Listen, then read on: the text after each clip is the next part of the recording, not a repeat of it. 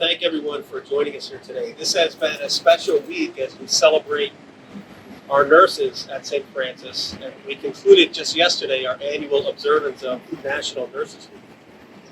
And today, as part of that celebration, we wanted to take the opportunity to honor and thank all of our colleagues who have courageously treated over 3,000 patients with COVID-19 here at St. Francis since the beginning of the pandemic, way back in March of 2020. The past 2 years have been unlike any that we have seen in the lives of healthcare providers. And to honor those who were treated here and to thank those that sacrificed so much to care for them, we have created a visual reminder of what occurred in this holy place of healing and compassion. Yesterday, right behind me, we planted 3,000 white flags along Woodland Street. Each flag represents a patient with COVID-19 who was treated here at St. Francis, and it's a stunning representation of how all of our colleagues rose to the occasion as an inspiration to all of us.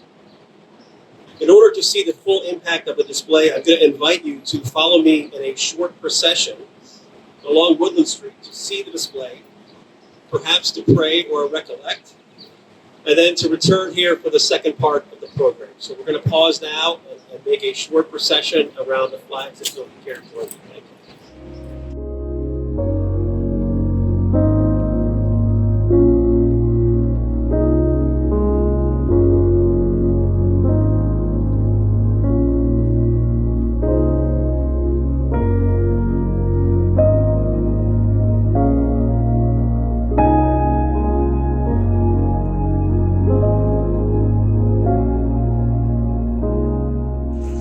Very early in the pandemic, I was put in touch with a group of people in the Farmington Valley to coordinate the collection of cloth masks they were making. A wonderful group of volunteer sewers, or sewists, had created their own group called Sewing Face Masks Farmington Valley CT.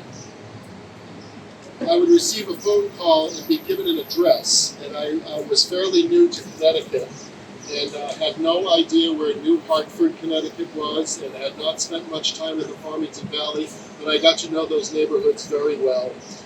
Interestingly enough, I never met any one of the sewists, because in those early stages of the pandemic, we were afraid of everything, if you remember.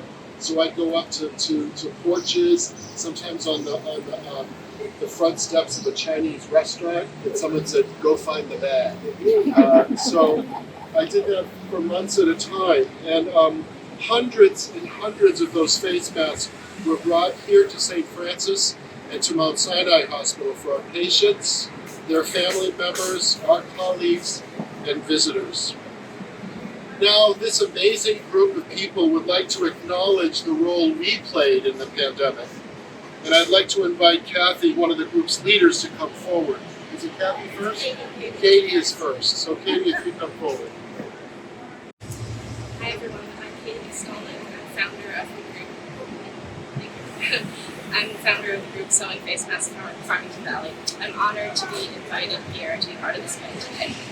On behalf of our entire volunteer sewing group, I'd like to thank all of the frontline healthcare workers, doctors, nurses, and the many other healthcare professionals for the sacrifices they've made over the past 2 years. We've worked tirelessly to keep our community safe, and we appreciate you. Before we talk about our group's quilt, I'd like to share some background about how we got started. During the early days of the pandemic in March 2020, like the rest of the country, I was glued to the news every day, feeling helpless and worried for my loved ones and my community. PPE was in short supply, and I saw a news story about a group in another state sewing fabric masks for their local hospital. Seeing that story, it was like a light bulb turned on, and I finally felt like I had the opportunity to do something, to make a difference, to take some sort of action.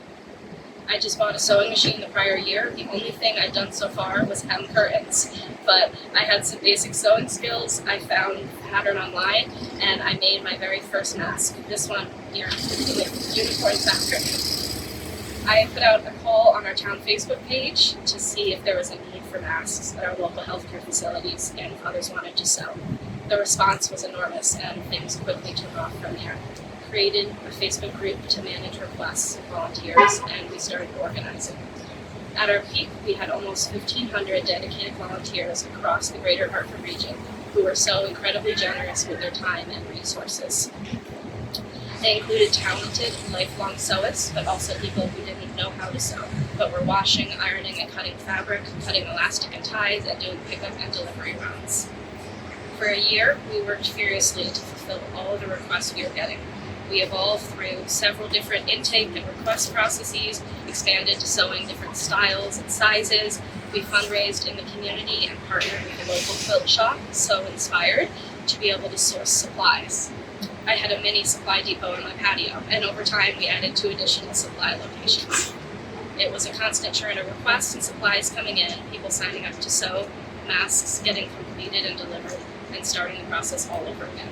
Keeping up with the administrative side of things was a second full-time job. By the time we sunset the group in mid-2021, when commercial PPE supply caught up with demand, we had produced over 50,000 masks.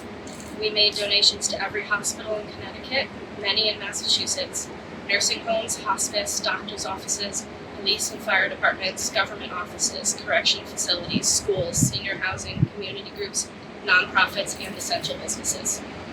Every mask recipient was so appreciative and thankful, and I know many of our volunteers felt the same way that I did, that having a purpose and being able to help in some way made this time more bearable.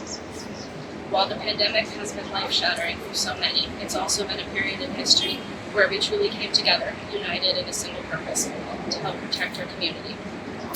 Now, I'd like to introduce Kathy Maglia, who will talk about the quilt that we're donating. Good afternoon to all the heroes out here. We really appreciate everything you did, and we salute you and we thank you.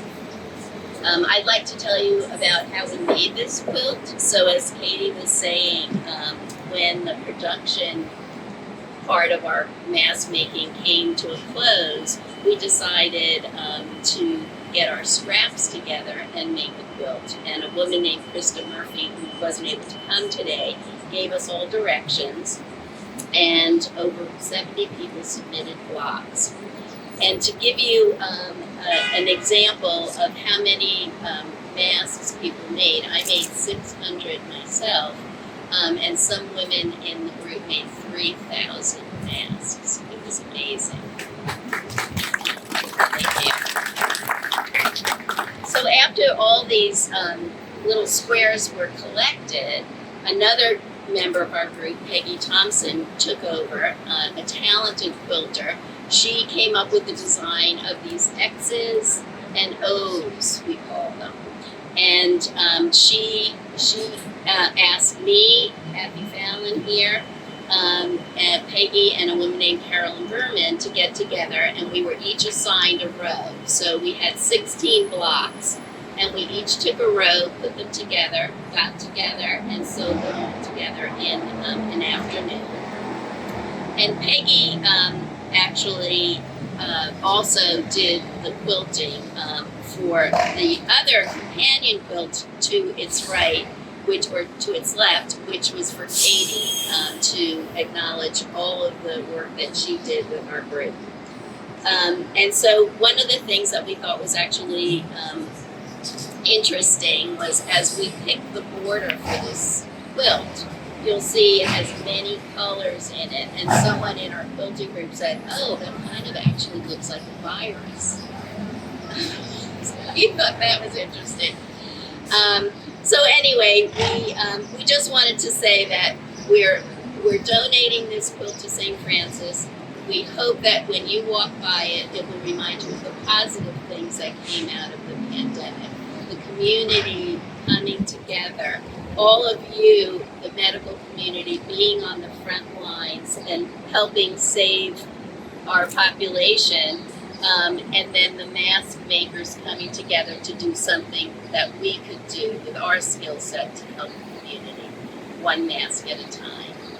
So we hope that you are reminded of that as you walk by it, and we want to just thank you for all your efforts and your bravery and compassion.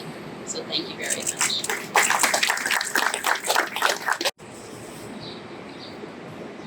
Thank you, Kathy and Katie, for all the hard work you and your members have put into making the masks.